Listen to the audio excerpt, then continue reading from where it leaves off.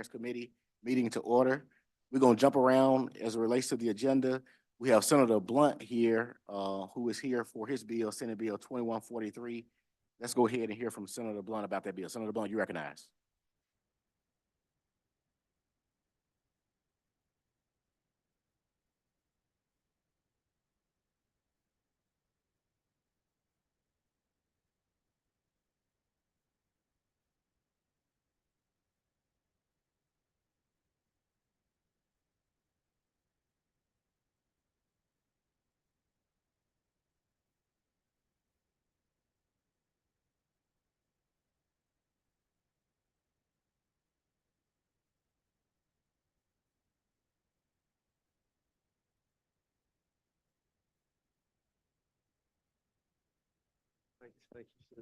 Thank you, Senator Ford. All the bill does is change the number 250 to 200.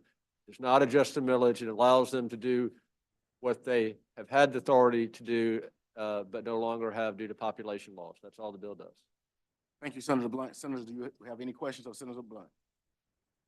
Do I have a motion? That's the motion. All those in favor signify by saying aye. That bill be reported out. Thank you. The next bill will jump down to Senate Bill 2495. County Board of Supervisors may designate board attorney to serve as hearing officer in disputes regarding delinquent solid waste fees.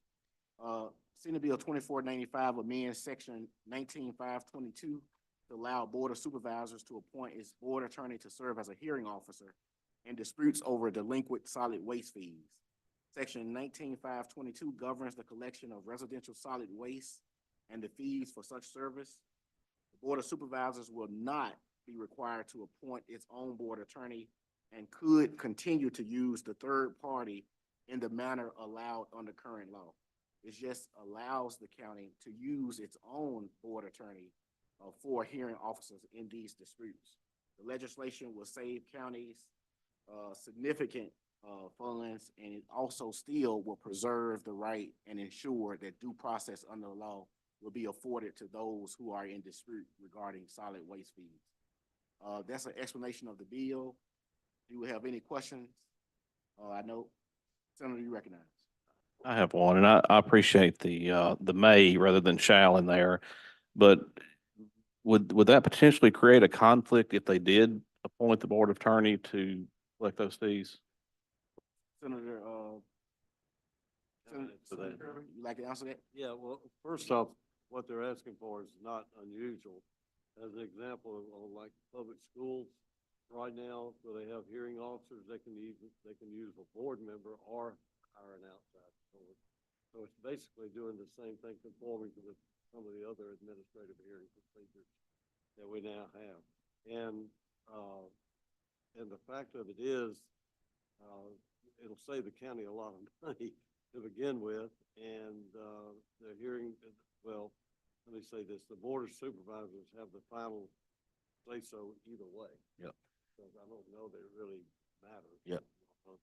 And Senator, to add to Senator Kirby's response to you, the code section he's referring to is 379111, which basically it does in fact allow other public bodies, specifically school districts, to select or appoint a hearing officer from its own membership. And so what this would do for 19522 would make that consistent with the statute I just mentioned. It does not require it. You still can actually select a third party hearing officer. It just will save counties a lot of money for them to make that decision if they so choose. Can I have one follow-up, please? Well, absolutely. Just so I'm clear, and I'm reading it, I don't see anything, but I just want to ask to be sure. If they may, and they do appoint that attorney to do this, there's no additional compensation that they're going to have to come up with to pay him. He'll be covered under his. Well, most of the board attorneys are already under contract, but I don't want to get into answering the actual contracts that board attorneys may have specifically with each specific county. But from my understanding, it will save the county considerable. No. Any other questions, senators? Do I have a motion?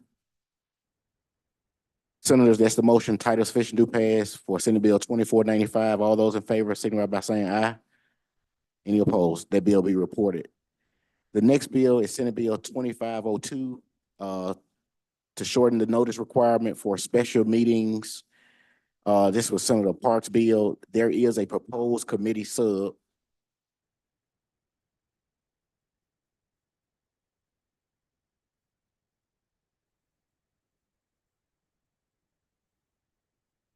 Okay. All right, we're gonna pass that bill for now. We'll pass that one. Let's go to Senate Bill 2697, and I know we have Steve Gray and other representatives here from the Mississippi Association of Supervisors. Steve, would you like to speak with the group or the senators or the committee, I'm sorry, as it relates to Senate Bill 2697, property exemption, property used exclusively and directly for certain purposes belongs to the foundation using it? Yep, and could you use the mic, Steve? Steve, push the button so you can. Thank you. Testing. Okay, there you go. All right. Thank you all for the opportunity to speak about this particular measure. The reason we bring this before you is because of a measure that passed about 2 years ago. I want to say as a disclaimer, first of all, we support the ad valorem exemption for university and junior college foundations. The issue is that when the bill was presented, when it was passed, it was under our impression that it was for the intent of education and outreach purposes only. And so during the course of the bill being law of the originating language, we were informed by some of our members where the foundations can utilize the money to acquire revenue generating properties. And so all we're trying to do is narrow it down to just education and outreach and not be used as a grab. Whereas if you're like, for instance, a hotel was acquired, you're talking about value coming off the books for cities and counties where public services will be used to service those particular structures. So all we're saying, we support the exemption, but let's stick to the intent and keep it exclusively and directly just for education and outreach. That's an explanation of the bill. Senators, do we have any questions? Senators, do we have a motion? That's the motion. Senators, title sufficient do pass for Senate Bill 2697. All those in favor signify by saying aye. Any opposed? That bill will be reported. Senators, we will have another meeting before the Tuesday deadline, and we may have a few more bills that may be added to the agenda. And I know there are bills that were on this agenda that we'll actually also bring forward for your consideration. But other than that, do I hear a motion? Rise and report. That's the motion. Thank you, Senators.